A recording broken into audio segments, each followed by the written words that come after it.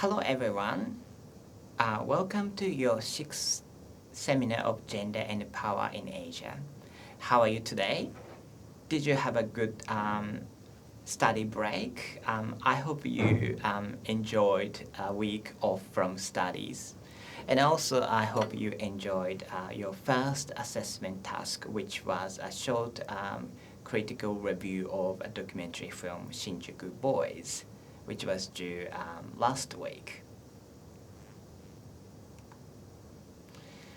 So what we're going to do today is to briefly look at your next assignment, which is group presentation. I know that you've done only the first assignment, and now we have to talk about the second one. But after that, I will look at this week's topic, which are thinking marriage through unmarried women and marriage equality in Asia. And after that, we'll have a brief preview of what we're going to do next week. Okay? So, assessment.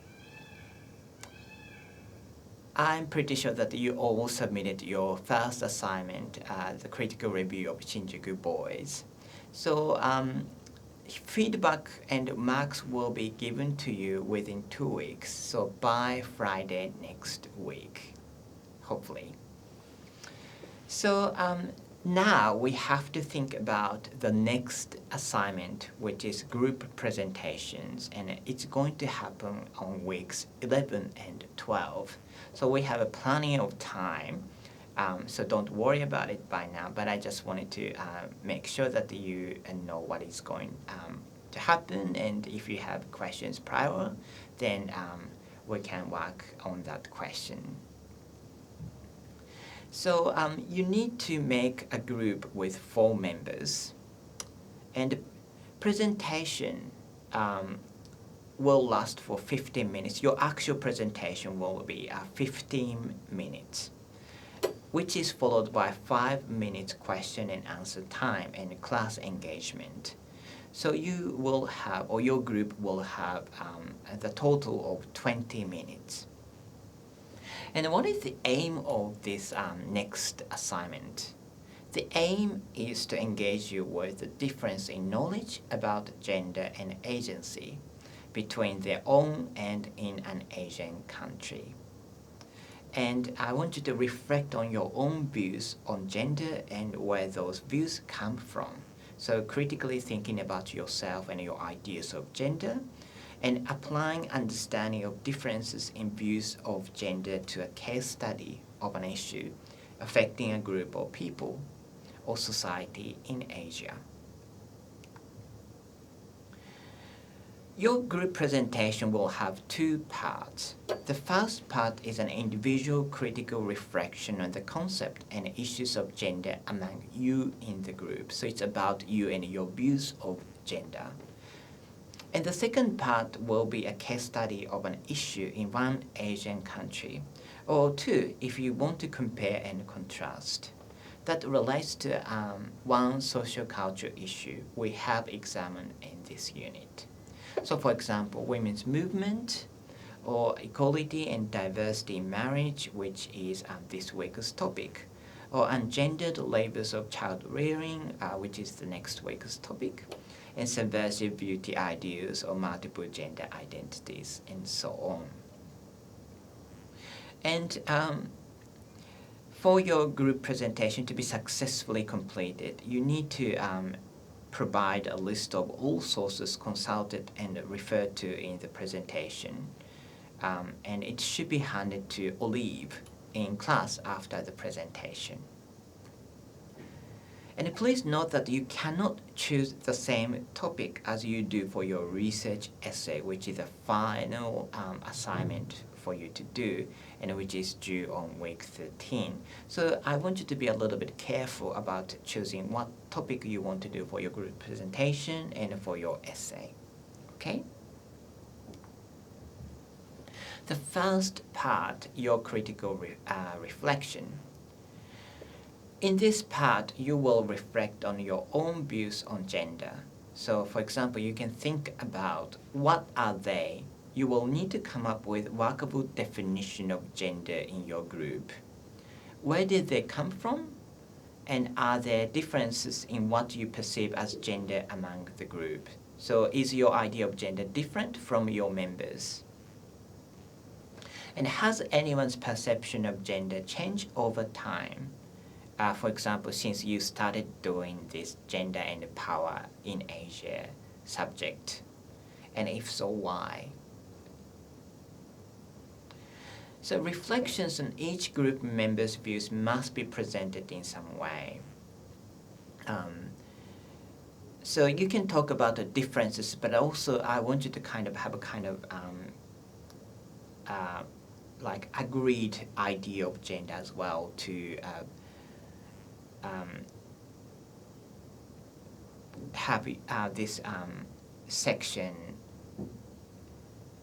with some sort of consistency. So I just don't want you to just talk about like how different your views of gender are in your group, but also I want you to talk about similarities and shared part or shared aspect of gender to properly frame your or ideas of gender in your group.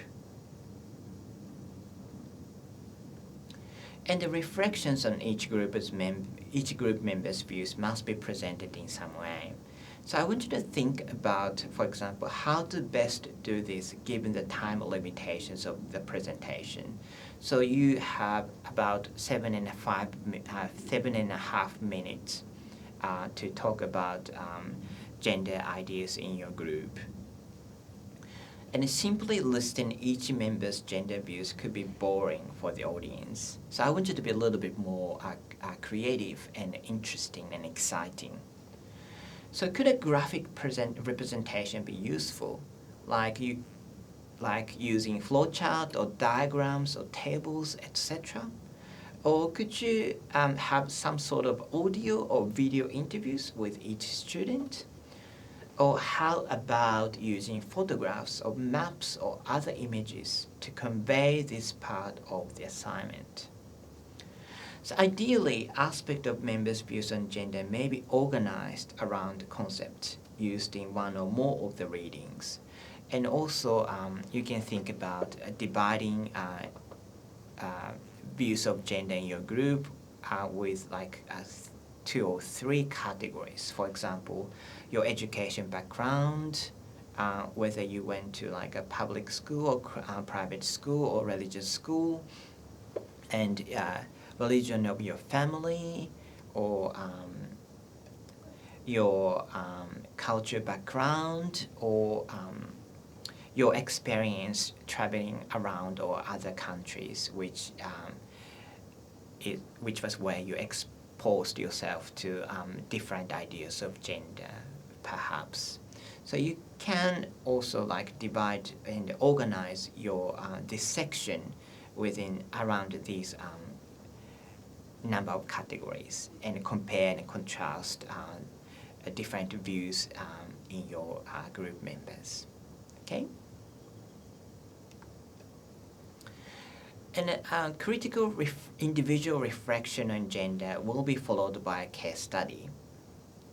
So this is where your group will choose an issue that relates to gender affecting people in Asia. So you as a group do a research the issue and consider the role of gender in that case study. So this part of the presentation must include enough information to give the audience some background understanding of the issue, but again, I don't really want you to just focus on explaining what gender views in this like case study is, but also I want you to analyze the role of gender and agency in that issue. Examples for your case study can be as diverse as the question of polyandry in Bhutan, where a woman has more than one husband, and the role of breadwinning and power, or sexual minorities in China and Japan and issues surrounding their coming out, the empowerment of victimization of sex workers in Asia, or how the military service affects South Korean youth through masculinity and a negotiation with male beauty ideals, and so on. So pick a topic that really interests your group members, and I want you to do a research about how that case study allow us to think about the ideas of gender and power and agency in that society. Okay?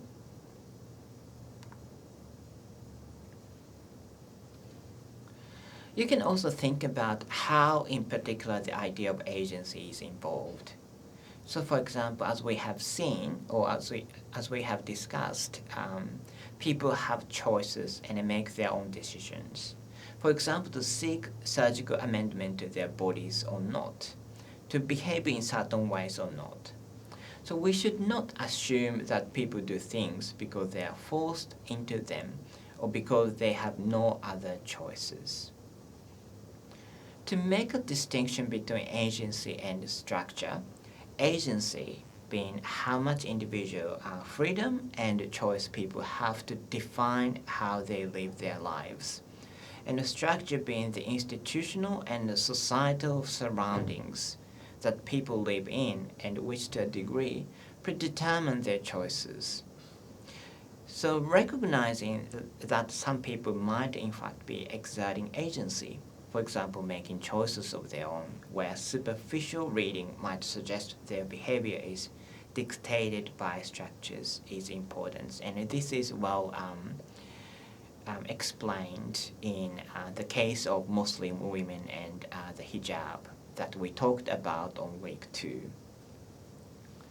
And this task expects you to be able to see, or expect you to be able to see your case study through more nuanced, complex views. And there are some tips for getting more points. So more theoretical ideas discussed in class you refer to or cite in your presentation, more points your groups will get. So you can explicitly mention some of the readings for this week, particularly about their theoretical ideas like gender performativity that we talked about in week 1, or Davis and her ideas of multiple genders, Odell's and women delaying their marriage. That's the topic of our discussion today. And Jeffrey's one's ideas of same-sex marriage in Asia and etc.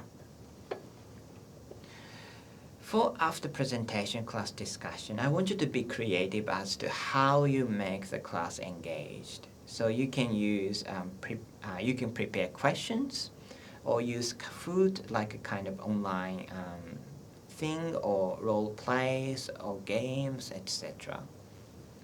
So I really want you to pay attention to how to engage your class for discussion. And all group members receive the same marks unless it is shown that someone in your group did not do much work or preparation. So you can anonymously tell us if some of the members in your group didn't do as much work as you did, and that might reflect the marks that they receive. But also one aim of having a group presentation is to help those people who are not working as much as they were supposed to do. So you can do more work for them if they didn't do their work, to ensure that your group presentation is okay, so you can receive more points. And then you can tell us anonymously that this person didn't do as much work as he or she should, so I did more work. And use mid-semester break effectively. So meet up and prepare together outside class. And feedback will normally be given to you in the week following their presentation. Okay? So if you have any questions about group presentations, then let us know. And as I said earlier, we have plenty of time for preparing for this assessment task, so don't worry about it. But if you have any questions, let us know. Okay? Okay, so let's move on to this week's discussion topic. So on week 4, we discussed about transgenders, and one of the reasons why they tends to be perceived in a negative light is because gender identities in most societies is closely intertwined with the idea of citizenship.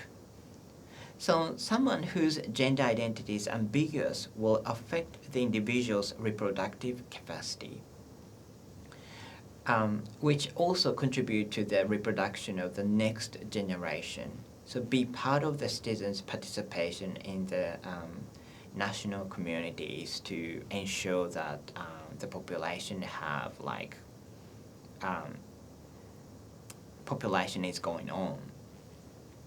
So from one perspective, to modify one's reproductive capacity and to refuse to participate in reproductive activity what some transgender people do can seem like a renunciation of the duties of citizenship in a nation state where there are concerns about the reproduction of the population. So as I said, in order to keep the nation going, they need to reproduce. And normative gender identities facilitate participation in the heteronormative reproductive family system, and so a clear binary of masculinity and femininity, which people support the idea of gender performativity, like the one that we talked about on week 1, like Judith Butler. Is created and imposed on us to keep this heterosexual economy. So one of the importance of having this masculinity and femininity as a kind of performative gender, or why we perform one particular kind of gender, is to keep this reproduction of the population going in one nation.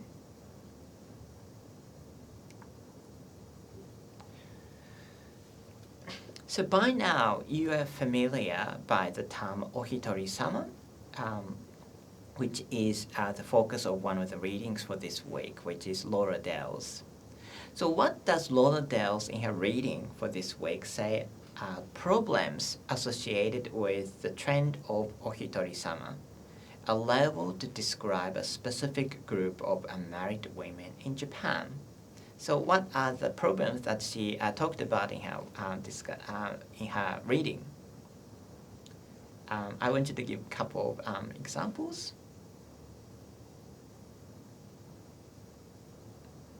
Okay, I hope you came up with a couple of ideas. But what I want to talk about in particular, delayed marriage and low fertility. I hope some of you came up with these, very obvious ones.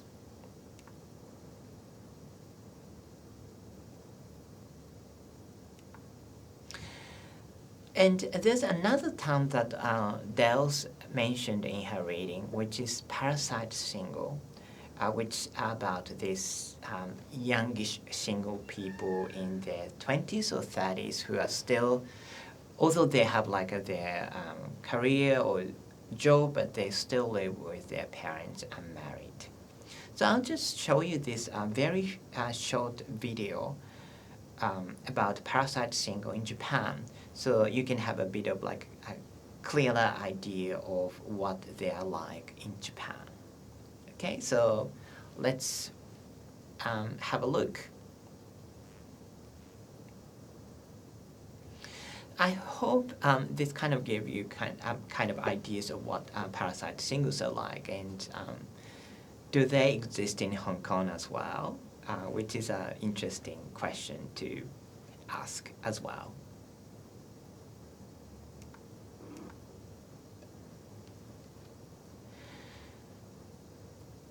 Dell's in the reading is saying that Ohitori-sama is a media-created portrayal of unmarried women, but it also indicates the increase in women's delaying marriage in Japan. As you know, this phenomenon of women delaying their marriage is not only in Japan, but also recognizable in other prosperous nation-states of Asia like South Korea, Singapore, and obviously Hong Kong as well.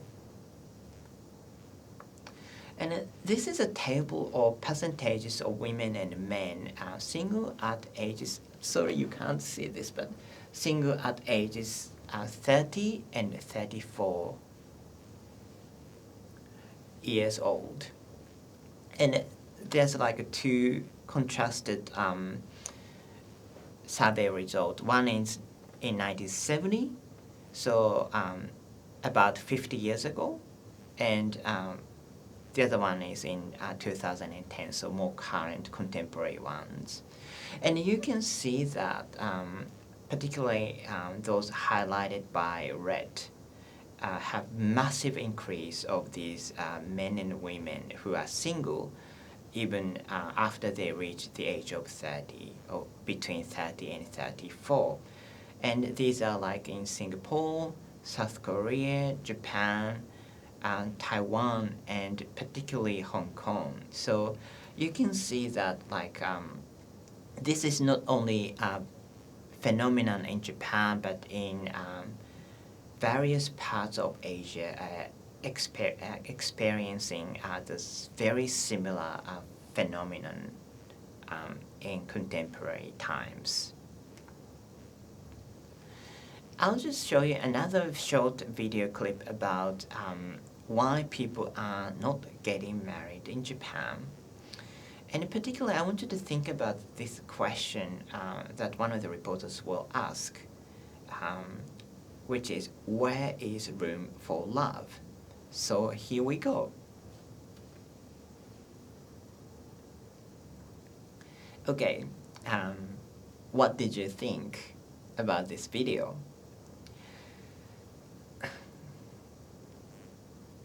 Yeah, the question of where is room for love, where is love in marriage, is a very interesting question to ask, particularly in marriage in contemporary Asia. Lynn Nakano's study, which is a supplementary reading for this week, but you don't really need to you didn't need to read it, so don't worry if you didn't read it. I'm just mentioning it because I found it really interesting. But Lynn Nakano's study about women and their marriage in 3 places, Shanghai, Hong Kong, and Japan, indicate that especially in Shanghai, there are 2 main types of marriage model for women. Whereas women under the age of 30 tend to marry on schedule, which means by the age of 27 or sooner, prioritizing the fact of getting married over emotions, feelings, and companionships. So it's a kind of tendency where young women marry just because they wanted to get married. Having like emotional attachment to their their partner is less an importance. Whereas women over 30 tends to emphasize the importance of feeling and companionship more. So after they passed the age of 27, women in Shanghai start prioritizing to get married whoever they want to or whoever they feel comfortable. So I'll show you this very short video of China's unmarried leftover women, which can give us more kind of clearer idea of this tendency in China. So let's have a look. Here we go.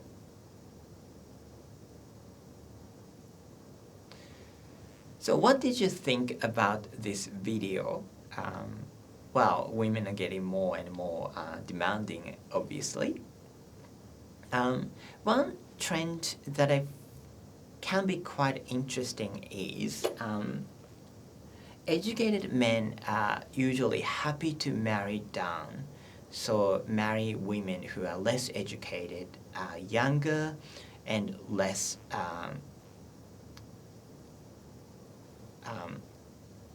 accomplished career. Whereas less educated men are nervous about marrying up, so marrying women who are more accomplished than themselves, so having a like better education and a better job, or even like they might be a little bit older than these men. And similarly, educated women do not like to marry down, so they don't want to get married to someone who is less educated or less earning power or less income, which kind of relates to the video that we just watched. So this might be a kind of problem or contributing to this not only women but also men delaying their marriage in some parts of Asia. So what do you think about this trends or these trends? Do you think they are still variable? Like, do you still see these trends? What do you think about these less educated men unwilling to marry women who are more accomplished, or educated women who are reluctant to marry men who are accomplishing less than themselves? Okay. Another issue that is interesting about marriage in Asia, well, some parts of Asia, like Japan, is how the government intervenes or encourages people to get married in Japan. So I'll just show you this very short video about how government encourages which also means intervenes people to get married in Japan.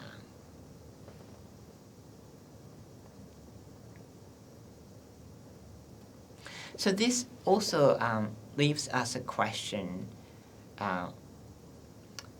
Is marriage like a personal thing, or is it like a property of the government? What do you think? And this leads to our next question, or the first question actually. So we have a number of class activities and questions as always. And also we have the second topic for this week, which is about same-sex marriage in Asia. So as you are aware, or as you know, Taiwan has become the first Asian nation to legalize the same-sex marriage. So this is a really interesting comparison with what we've been talking about so far. So there's, in many parts of Asia, there's a group of people, particularly women in their 30s, who are delaying their marriage. So they are not so much interested or willing to get married. And there's another group of people in Asia who really wants to get married, but their gender make it difficult for them to get married. So what is going on? And that's what I want you to keep talking and discussing through activities and questions that we have for today. So, and I'll come back to you at the end of today's class to give you a bit of preview for what we're going to do next week. So now I'll hand it over to Olive. So enjoy your activities and questions. And now I'm fast forwarding all these slides to get to the end of today's discussions and activities. So here we go. Hello again. So next week, following on from examination of the institution of marriage today, we're going to look at in more detail about what is surrounding issues about reproduction and child rearing. So as you will find out in the readings for next week, ikumen or cool men who participate willingly to child rearing and a domestic cause is kind of getting attention in Japan. So does that indicate a shift in gender relations in the power structures, as child rearing has traditionally been assigned as a woman's duty in places like Japan, but also some other parts in Asia like China and South Korea? How does that reflect a change in the conceptions of ideal and real masculinity in Japan in the post-Pacific War? And what if such a shift really exists? Are the possible factors contributing to this shift in the roles and perceptions of male identities in Japan? And we'll also look at some more real pictures of gender and child rearing in contemporary Japan and other Asian societies in relation to employment structures and reproduction as a state policy in Asia. So we talked about how marriage can be intervened by the government and state policy, but also it can be the same for reproduction as well. So individual agency or state control is the question that we need to ask as well. So the one fundamental question that we need to ask for next week is bringing up children a mother's or father's job? And how does that relate to a gender and power dynamics? So until next week, have a nice week and see you next week. Bye.